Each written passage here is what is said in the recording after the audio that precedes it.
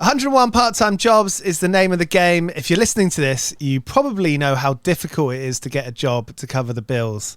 Indeed Flex is a simple app that covers that with temporary and flexible work available when you need it. I spent my whole 20s going job to job, feeling guilty when I left a role to go traveling or playing music. I did retail, delivery driving, bar work. It took me years to realize that feeling of guilt wasn't necessary. Looking back, it was because my only options were working at places that made you feel like you should work there forever. Indeed Flex is designed for people looking for temporary and flexible work that fits around their schedule. You just download the app, have a quick interview, and you're ready to go. There are thousands of shifts on the app, so you can pick and choose the ones you want. No messing around, no lengthy CVs and cover letters. Just start earning. With the holidays fast approaching, if you're looking for more funds, head to Indeed Flex to find your next temporary role. I turned off news altogether. I hate to say it, but I don't trust much of anything. It's the rage bait. It feels like it's trying to divide people. If we got clear facts, maybe we can calm down a little. NBC News brings you clear reporting. Let's meet at the facts. Let's move forward from there. NBC News, reporting for America.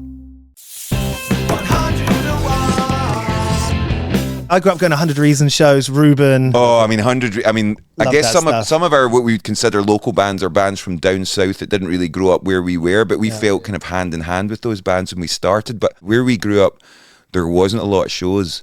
Like we put on all our own shows at the local pubs and things, and like the first question would always be like, "Can you play cover songs?" And we were always like, "Yeah, man." And then we would play 80% of our own songs, and the covers would be like Nirvana B-sides. You know, we didn't even realize they were covers of like Shocking Blue, the Dutch band, or the Wipers or something. And, you know, so we were actually doing covers of hardcore bands that we didn't even know existed, and so like Vaseline's kind of thing. Yeah, but then you got that whole thing of the Glasgow thing of pastels, Vaselines. Yeah, Fire that would have passed us by at the time, I suppose. I think because we seemed to be more attracted to things that were out with our immediate location. There was something just a bit more exotic to it, and I think we were somewhat turned off by the scene in Britain at that point, or what was popular in Britain at that point. So the kind of Manchester swagger bands, and which you really appreciate now.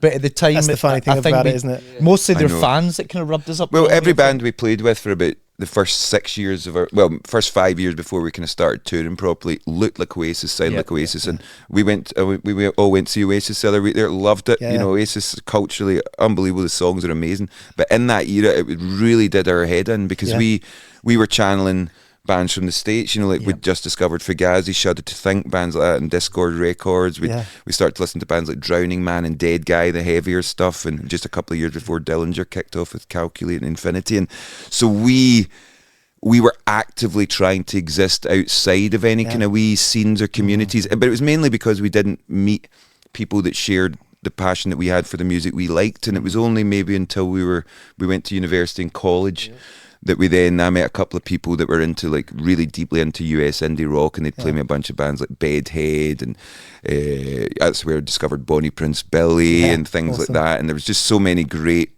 and that was when all you knew about that band or that was the name and the name of the song, and you would build this world in your mind, and that's what really was fruitful for us, was how you had to fill in the gaps yourself. Totally. Well, it's the theatre of the mind. The theatre, and the theatre of the mind is so magical. You know, it's more like I remember reading about the Mars Volta after the drive-in broke up, and it was before like Spotify or anything like that, or even MySpace. And I remember reading what they sounded like and wanting to write a song like what I'd read that they sounded like before I'd heard them. So I tried to write a song like the Mars Volta before I'd even heard them. And I love that. When I look back at that period, things were a lot more innocent and a lot more kind of you know, like if your friend said, check this out, you'll like it, you normally took that word. The mad thing about those worlds of those bands, like any of those bands you just mentioned there, they all have their own worlds. Yeah. And the thing that I always had a bit of a nugget of like, you know, who are these people? Maybe, you know, obviously everyone probably does, like, who are these people? Like, what are their lives like? And over the last 15 years, and I'm like mid-30s now, and being in bands, being a promoter, being in this, you know, it's still like, how do those bands do it? Because there's a double life element to it. There is, and a lot of bands, especially, you know, it's tougher and tougher these days, you know, the cost to go anywhere and tour anywhere. We couldn't have done what we did back in the day now, like hire a van, get ourselves from gigs and stay in like a travel lodge. You know, those things are like, it's an impedance now to do. But why couldn't you do it now? Just the money, you know, literally the money. I mean, the cost of everything is so much worse. There's fewer and fewer venues out there for people to play, you know, when you're starting out. And I guess that kind of ignorance was bliss to us for a certain... See, we never looked kind of longingly at other bands because we didn't know other bands. It was only things we read in magazines. So for us, it was like the act of going and playing a show, even if it was to Falkirk an hour away, was a big deal to us. It was like, we felt like we were on a tour. If you snap the key to the van and the fucking lock... It then becomes a big problem. We could potentially still have been in Falkirk. We could still be at the Pharaoh Club. The most Falkirk Ayrshire band ever. Fucking hell, that was That's a the long day. alternative timeline. That was a long day. I mean, to get someone to drive through with a spare key. It was like, what's going on? Do you ever wonder that? Like, what would have happened if those events, I mean, maybe not getting stuck in Falkirk, but, you know, what if you didn't meet that person who signed you to the record label? Yeah. What if you didn't meet that person who introduced you to that person and da-da-da? We've talked about that recently, actually. It's the first time in the last kind of year or so that we've kind of reflected on the fact that we've still been doing this and we're doing it for so long, and you do start to realise those key kind of forks in the road where if you didn't meet that person, you know, one of the key people in our lives, a fella called Alex Gilbert, who was wasn't our first day in our man, but he just loved our band, came to see our band, and he ended up working for Warner's and signed us, and it's little things like that. He was just someone that came to the shows that liked the band, and then same a few years later, you know, you meet it can drive you mad though, that stuff. Oh, you know, what if you didn't meet your partner? What if you didn't get your flat? What if anything? I know, especially with the band, I think we carried a little bit of guilt for years because we realised how much luck is a part of it. We've got, you know, I'm sure we all know, and you're an incredibly talented person, but we've got friends that are so talented and write great songs and things, and you're like, why didn't it work out for some people? And it literally is luck. You can't explain it. You work as hard. There's some incredible bands out there that never get the chance to fully become, you know, and it can drive you crazy. And then at a certain point you go, well, maybe we're ace.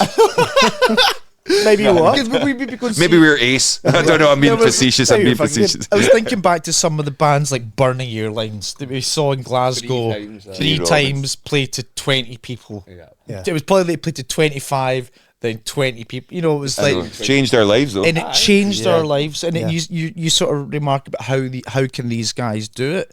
I didn't really give that much consideration at that point, but it's quite a commitment for them to come to Glasgow from the other side of the world 3 times in 18 months to we did the same thing with Korn, but they went from the Cat House to the garage to the Barrowlands and were like on this mega push and with a lot of support behind them. But some of our favourite bands were like literally fucking tumbleweed and 4 people in the pub. It's worth saying, you know, you can be a stadium band playing to 100,000 people. Those people feeling that emotion at that show, listening to that record, that's not of bigger value. It's not of higher value to someone. 10 if a band has 10 fans. Well, our best gig, Marseille, to 9 people. I know, one of the best shows we've ever done. In a 900 capacity room. I always say that you can.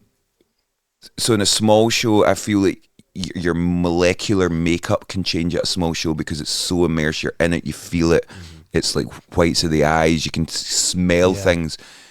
Big shows can be magical, but people maybe will be changed for a week, but you go and see a club show that captures you, it changes your life. And I think that's the beautiful thing. It's just that level of intensity, and we battled with that over the years as the shows have got bigger, trying to maintain that same level of not necessarily intensity, because it's different than that when it gets to bigger venues, but maintaining that valuable connection, you know, like, and making it still about the music, still about the band, and not hiding behind too many bells and whistles. And don't get me wrong, we love a big production, but if you were to see us on a big stage and then see us on a small stage, the performance is very, very similar. You know, we try and represent, and so those gigs are the ones that change your life and really capture your soul. Talking about 101 part-time jobs, I mean, that's one of your main jobs now, isn't it? To like work out how to draw that line? Like, where is that line? Exactly. That is that, you know, we're lucky that we love what we do, but at points it does become a job sometimes if you're away from home for too long. And for me, I feel the way when we start a new album to just make sure that we're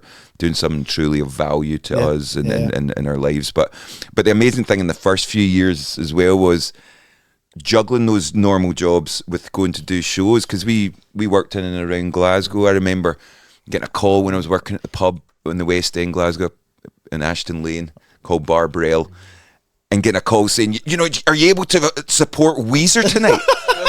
And it was like, Weezer? And it was like, yeah, their support band's pulled out of the Barrowlands. Are you guys free? And I remember like phoning each other, you know, going, is it happening? We can't go to the size, still in his shift.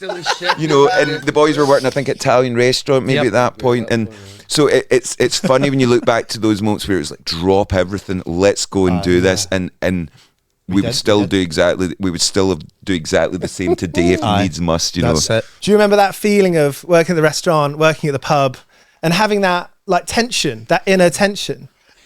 You know, it's sorry. I'm just having a slight chip in your shoulder, like, the fuck, I don't give a fuck about your chicken bolognese. This is not my fucking there was a wee bit like that's normal. It's like I think that's for everyone that's ever done a service job is like, there's your fucking soup. There's your fucking Zoltan Boca, mate. You know, we actually get fired because we both tried to say it was each other's shift and none of us turned up, and we both get fired. Whatever. Would you do that? Would you pretend to be each other? Well, we were never identical. It was just when it came to whose shift it was, we just argued about. It was easy to blame the other. It was easy to blame. Says Johnston here. Says Johnston here, mate. I'm not getting in. Well, I'm not fucking getting in.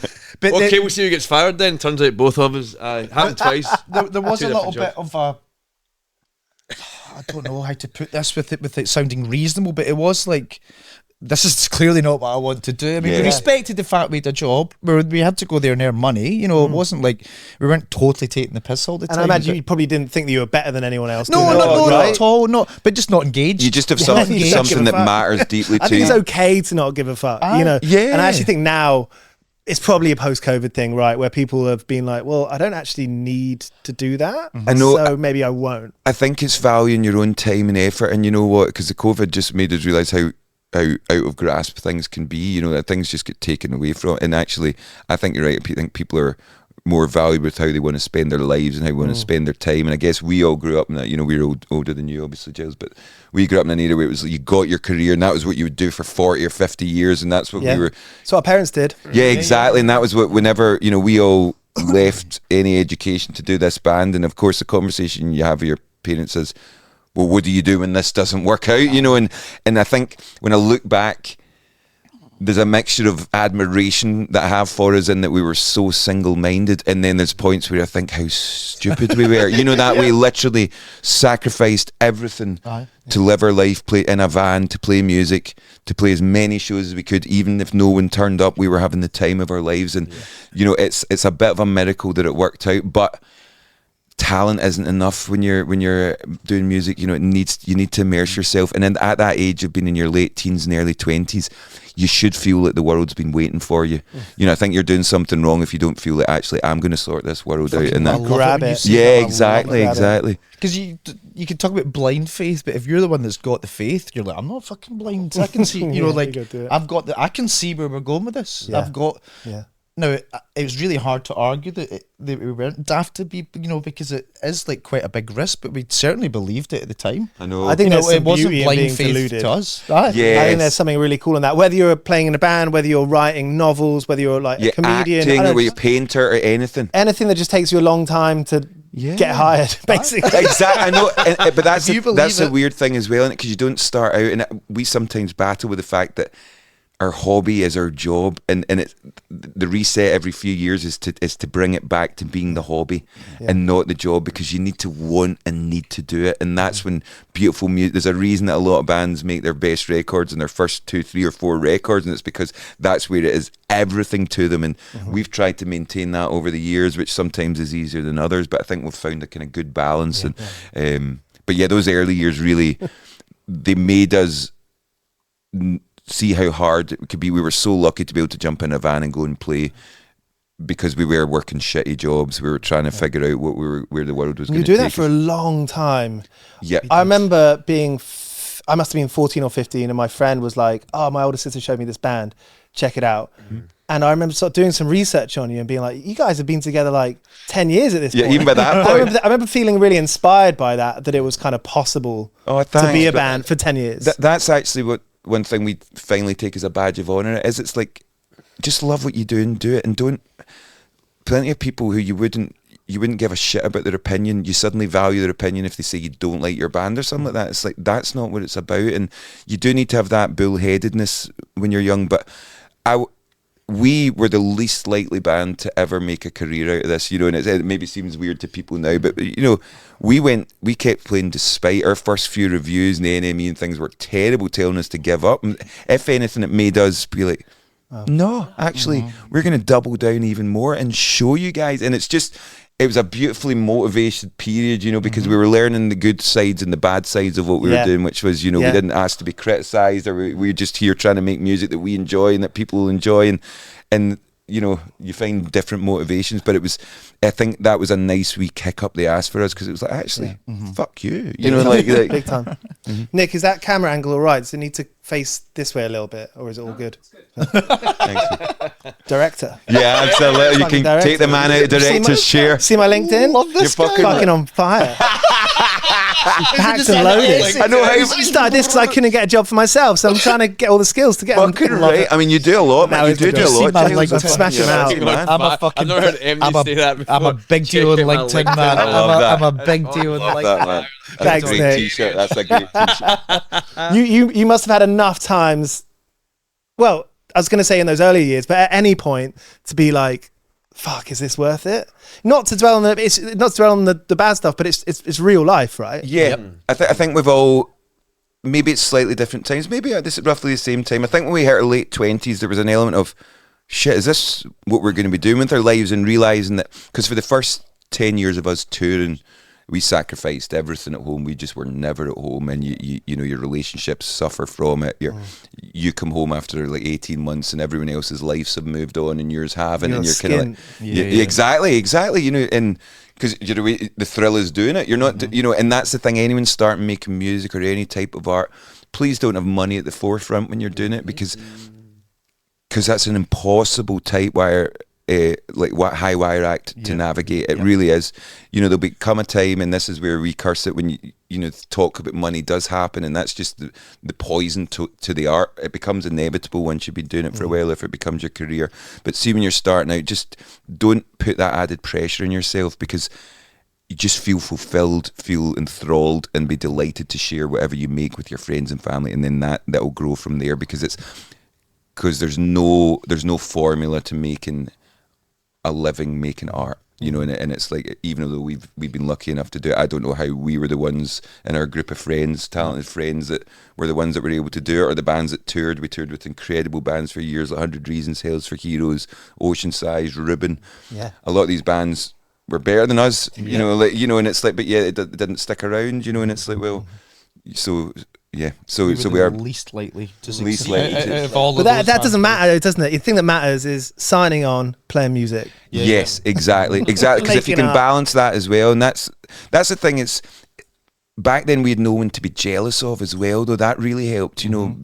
I think if we had maybe had access to everything that people have today, I think I would have had the green-eyed monster a little more. I might have been like, why don't we get to do that? Or this band's kicked off, has this many listeners so quickly, what are we doing wrong? And you end up analysing the wrong part of what you do. So I do feel that we got to learn our trade without the world watching, without an era of mobile phones. So we were able to play gigs where we were able to go from being really ramshackle to hopefully having our shit together. But that probably took a good few years, and it certainly took a number of years before we even got to Glasgow. Now you're talking about comparing ourselves to other bands. We were dotted around Ayrshire in our kind of home county, and we lived in small towns. We played like hen nights. We played, birthday parties. We would book halls ourselves and get our mate. But it was like a good few years before we even got to like the shitty pubs in Glasgow and had a comparison. And this was before we knew who Fugazi or anyone were. We weren't doing this to be a DIY band. We were it was the only way we could do it would be hire the local town hall, tell our friends and get them down, and if everyone could chip in some money for some booze or something like that. But one of the funniest early gigs we did was in a small town called Sturton, and we were booked as the entertainment, and we were like Deftones record, Deftones record was at White Pony. What's got Head Up on it? Is that Around the Fur? It's Round the Fur. And we just played the heaviest set. We played Head Up with Max Cavalera and Chino from the Deftones. It's one of their heaviest songs, and I'll never forget this poor woman coming through in her hen night with her, and I'm rolling around the floor, and we've only got like 5 buddies, and they're like through this curtain because we were meant to be their entertainment, and they come through and they're like, please, can you stop playing? And we were such ignorant wee shits. We were like, no, we've been hired as just ignore us. You can leave. And when I look back, I'm affronted that we did that. It was like, it really wasn't their fault that the pub booked us as their.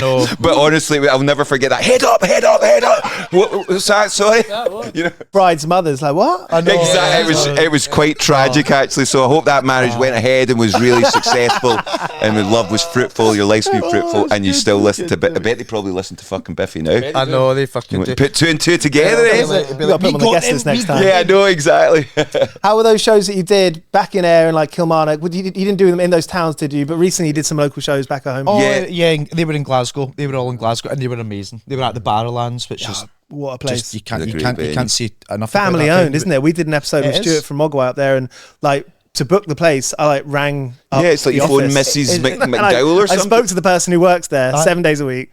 And they're there. It's a human thing. Yeah, it's like that. I'm pretty sure they don't use the internet. It's amazing that they run it that way. Sorry before you talked about it, because like that's such a special venue. Every band of note ever come through Scotland has played the Barrowlands. The spirit in that room, the fact it's family run, and they head out, and actually I think you can rent out the whole place for like 320 quid. It's not so a lot. You could headline the Barrowlands for a fairly cheap amount. The shows. You want to do a wee bit of that? The show's terrifying. Do you get nervous? Yes, of course we do. I think if you don't get nervous, then you don't care enough, I reckon. Not the same kind of nerves as maybe we did when we didn't know what we were doing, because that's a different thing. Because we're a well-oiled machine now, but you still get nervous because you care about it. Yeah. There was also 80 songs we had to learn for those that was 3 shows. Yeah, because not one song repeated. Yeah, every night, or maybe not quite 80. Was it 74 or something like that? 79 songs. Yeah, so like, and you've got different bits in those songs. All Biffy songs have they're all different very bitty bits. They're all bitty. Once for a wee minute, and they're gone. I know. Never again. Did it happen? Not sure. I know exactly. The funny thing was that we did 3 nights in Glasgow and 3 at Shepherd's Bush. And normally you come on after the first gig and you're like, that was great, tomorrow night will be even better. But every night we were like, oh no, who knows what tomorrow's going to be? It's a whole new bunch of songs. Yeah. But it was amazing. It was a really valuable thing to do, wasn't it? I think just to kind of, we're not very nostalgic, we don't look back too much, and I think certainly for me at home playing through those songs, I was in heaven. I felt like just the happiest 16-year-old lad just jamming with his favourite band. You know, the through line of... Yeah, it was just like, I just sort of appreciated, or I say this delicately because I don't want to sound like an arse, but I really appreciated our music in a way that I maybe hadn't done before. In a different way. In a different way. It was a really nice journey through our musical past, and to play the songs with the fans, and that connection was wicked. Was just a real special. It's also the power of music and why we love music so much. I mean, we love our own music, but music in general is like those songs that are to us are like 20 years old. We don't play them very often, the early songs, and to see what they meant to people still.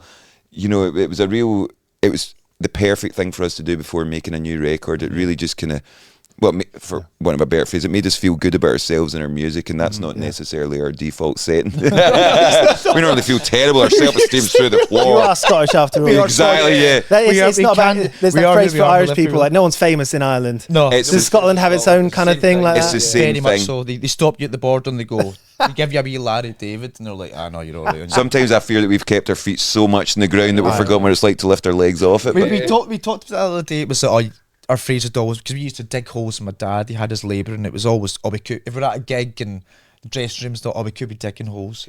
And that stuck around so long that it's like, yeah, but also we could be headlining. we could be headlining on the fucking moon. You know what I mean? So there's probably a middle ground somewhere that we're yet to figure out. Do you get that like jealousy thing? Because like we're only human. Like, of course we're going to look at other stuff and be like, oh, wouldn't that be sick? Yeah, I've had one recently. I love Idols. Idols got to do a few songs for the new Aronofsky movie, and I've loved Aronofsky's work since Pi. that's how I discovered Clint Mansell's work, who we've worked with over the years. And when I saw the Idols were working with Aronofsky, I stood up and applauded and then spat on the floor. I'm absolutely. It's so cool. Yeah. It's one of the few things in my life where I'm like, I mean, I think Idols are perfect for it, and I think the job they did, I've listened to the Fortunes did, they're amazing, and I think it's a match made in heaven, and it really suits the movie. But I was gutted because that was one of my bucket list things. So God bless you, Idols, I love you. It couldn't have happened to a nicer band, but I'm gutted. You met them? You hung out with them? Yeah, we know them quite well. Actually, I did a wee radio show during the pandemic, and I had a chat to different people every week. Mike Patton one week, Gillian Baker, and Joe was kind enough to come on the show. And I just love see when Idols came along and what they're doing, that sense of community they have, and they really do walk it like they talk it. And you know, it's a lot of big burly blokes at the gig, but honestly, that love is in the air. Yeah. And the music they're making, the way they attack these rock songs, especially in, you know, we're 25 years now into the new century, new millennium. And Idols are approaching rock music from a really different angle. They're 2 guitars, bass and drums, but they don't sound like what I would traditionally think that is, and I love it. Like the joy is an act of resistance, like calling the record that. It's like, oh, it's what it is. Yeah, absolutely it is. I love that, like nail on. Fucking right. And they're just special. Joe's a real special front man. You know, he's contagious with how he speaks. He's very eloquent. They all are. And plus Mark Bowen, the guitarist, not only is he producer extraordinaire and all that, he can fix your fucking teeth. Yeah, he's a dentist. Yeah. He used to be a dentist in prison. In prison, is that way? In prison? Yeah, he was a prison dentist. Was he in prison? No, he would like go there as a contractor. You'll have to listen to episode 19 for that. You know what? There's some people out there where you're like, you can feel quite pleased with yourself about all you've achieved, and then you're like, he's a dentist. He's producing Florence Welch, and Idols have got their new album on the way with Nigel Godrich. And you're like, just go back to my bed. I'm definitely lazy. I'm going to go back and play my Switch tonight and be like,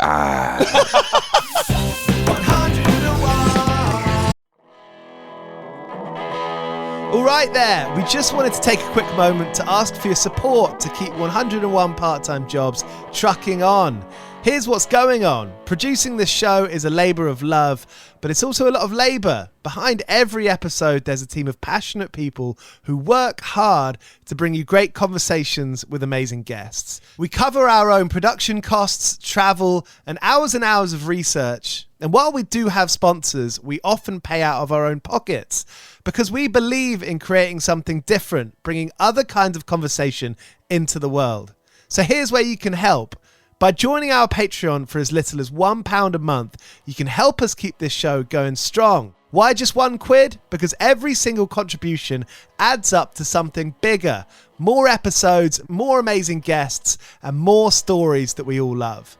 And it's not just about supporting us, you get something too. Our Patreon members get access to our exclusive Discord community where you can connect with other listeners, pitch your ideas for future episodes, and get behind the scenes updates. So if this show has brought you joy, insight, or even just kept you company, consider being part of the team. It's a small way to make a big difference, and we truly can't do it without you. Head to patreon.com/101 part-time jobs to join our community. Anything you're able to contribute helps us to stay independent and bringing you these episodes. Thank you for listening and being part of this journey. We appreciate you.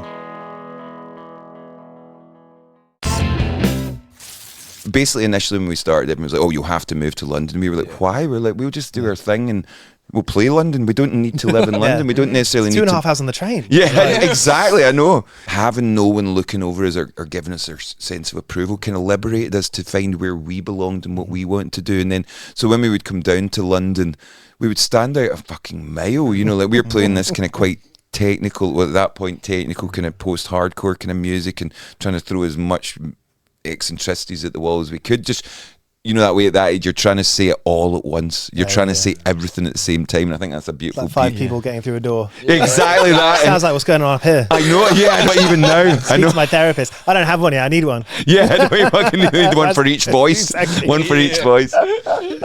But yeah, it's just, I think that self-reliance, it really made us a real tight-knit. It obviously helps that the boys are twins, but we spent the first few years practicing in their house. Yeah. Ben, James's dad, gave me my first serious guitar.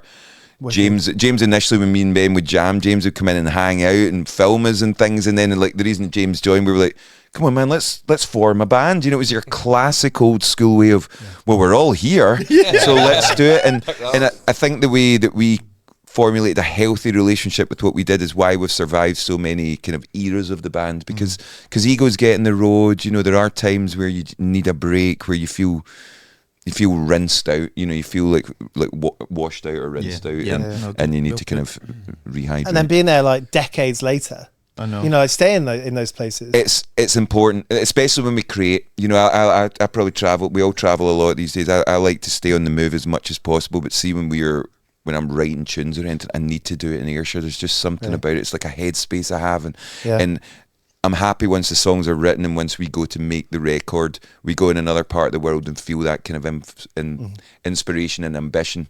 We've recorded a bunch of records in LA at some of the best studios where Fleetwood Mac, the Stones, Guns N' Roses, and it does something to you. And this time we went to Hansa for that reason, to just get a slightly different vibe. Who's that, Hansa?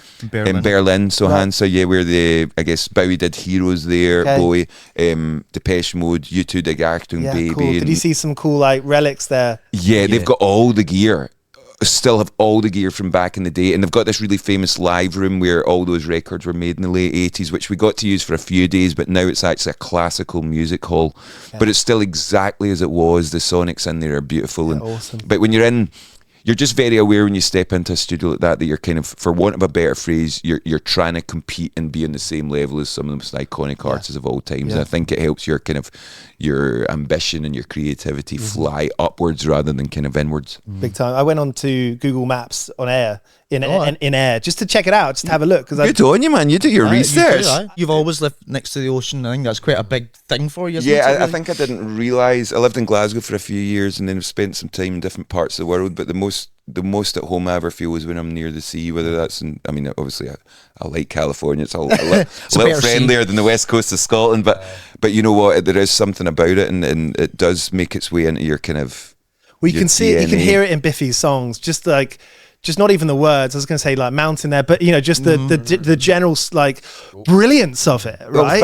It's endless and brilliant. I think I do sing about I guess waters and mountains and things a lot, and I think it is just from being surrounded by that, and it kind of like reminds you how small you are. I think there's something beautiful about that. Just remembering that you're part of this kind of. Scotland's good at that, isn't it? Yeah, just in general, reminding you how small you are. I know. You're unimportant. For better or worse, our hometown's made us who we are, and have encouraged us, and we have had support. You know, there's that classic Scottish, "Are you still doing your band?" You know, but people are really nice and supportive, and that means a lot to us. You know, it's a special kind of community up where we come from, and I don't think we could ever want that to change.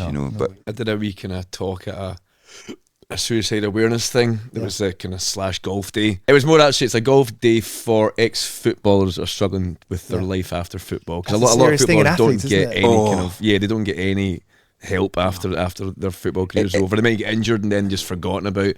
So these people go through some serious mental turmoil. So I went to do a golf day to raise money, and also did a question and answer thing at that.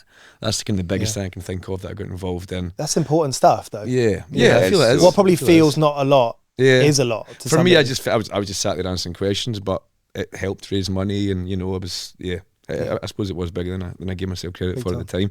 But just wee things like that. If we're home and we've got time to do things, then we'll definitely do it, because we care about our communities very much. Awesome. We obviously quite often it's quite sweet. I'll sometimes go home and get like letters from like this from wee boys, but like young boys at 9 or 10 saying, "I've just seen your band in the telly. I've just started playing guitar." So there's been a few people that are my wee writing wee letter buddies, and they'll say, "Oh, I've heard your new song," and it's just really nice because when you come from the part of the world where we do something like music isn't an option. You know, there's not venues. There's maybe the odd place you can play, but there's certainly no career. There's no way to build a career in our part of the world, and to see people of the next generation and even the generation after that knowing that that's possible. And it's the same, it's the same way with women's football and things like that. It's like for so many years it's like it wasn't possible, and now it's like it is fucking possible. And it's so give people the opportunity to do things, and then they can make it happen. But if you never see someone doing what you aspire to do, you don't think it's possible. So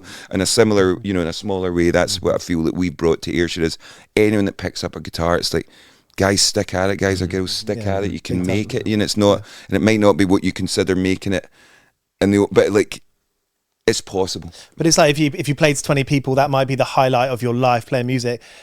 let people enjoy that. Let yourself enjoy that. Let yourself enjoy that. And in fact, like, I'm pulling it back to our album, new album's called Futique, and it's about future antique, and it's about exactly that. It's about not worrying about what's next all the time, and because there's times in our career where we've been so much momentum that you forget to just kind of take a breath and like enjoy something as it's happening, and that's my kind of main mantra, and I'm trying to train myself as much as any, because it's not natural for any human, but especially in this modern world that we live in, to just go, isn't this actually a good moment? You know, I don't want to think about this time period in 5 years and go, oh, that was actually a good time. It's like, I want to know now is a good time, and just try and smell the roses for want of a better. It's good to talk about that, because that inspires other people to do it. Like, you know, a big part of this show is we interview headliners and we interview bands who may be playing to 50 people that we think are fucking great and worth the airtime. And, you know, it's a big conversation of like, how do people do this as a career in whatever that sustainable fashion means? And, you know, we're seeing like MPs recommended that levy, so £1 from every stadium ticket goes to grassroots music, you know, more venues. Why isn't that just done? I mean, that should just be done. It's like you're spending 320 quid on a stadium ticket. Can we please take £1 off that? And it's like, and we are going to notice it. That's the thing. It's one thing to be like, a few venues. It's like, these venues in these small towns, and even the city ones obviously are important, but the smaller towns and the smaller cities, it's the only place you have to go and express yourself and see if you're a performer. If you never step on a stage, you don't know if you're going to catch the bug. You don't know if you're good at it. You don't know if you love it, or if you're going to hate it and never want to do it again. But it's just all about opportunity, and the less and less it is. And also, sorry, I'm kind of maniacally rambling here. This is good. There's a lot to talk about the subject, isn't it? The British music, see the eclectic and the different types of music that come out of this island, it's fucking unbelievable. And it actually is one of our most valuable exports, more than fucking anything. And it's like, we're squeezing, it's been squeezed, and at some point it's going to run dry, and we're going to be looking for this next generation of, you know, and I'm going to say the biggest stars like Dua Lipa, Ed Sheeran, you know, like, because they're British artists operating at the highest level. You know, it's not necessarily what I listen to, but we're gonna miss that when it's gone. You know, and the government and the country, if you like, dines out in the success of these artists and artists from the past. We're all beneficiaries of that. If you like, totally. If there's nobody in the future, then what was the point? What was the point in flying the flag for all these great British bands if there's nothing to follow it up? So the Rolling Stones, like, they are extracting wealth from that popularity, but yet they're not supporting the next generation. It was during the pandemic when they did the retrain. That's when I just thought, you are so insulting, and you're not actually valuing what one of the greatest things that this island and this nation has, which is our creative outputs in all forms, but specifically from music for us. And what was that line? Like, if you're a musician, why don't you retrain? Retrain in IT. If you're a dancer, why don't you learn how to? That was it. It was like, Rebecca is a ballet dancer. She's going to retrain in IT, and it's how fucking dare you? Like, do you know how much training goes into becoming a ballet dancer? It's like fucking the sacrifice, the physical, and you know, and exactly. And it's just so easy come, easy go for some people. And I just think, so what I'm enjoying at the moment is seeing the amount of people that go out to shows. Like, shows are still mean a lot to people. Younger and younger people are picking up guitars and wanting to form bands because they want to feel that connection, because maybe they've come of age during the 2-year period where we couldn't hang out with fucking anyone, and suddenly see when you're sharing anything with your pals or your friends or family or something, never mind music, it's a beautiful thing. It makes you all better, and you grow together, and and it's like, so the one positive with how much of a shit show the world is, see these little communities popping up with different, you know, types of music, and there's a lot of guitar music that's really ticking my box at the moment.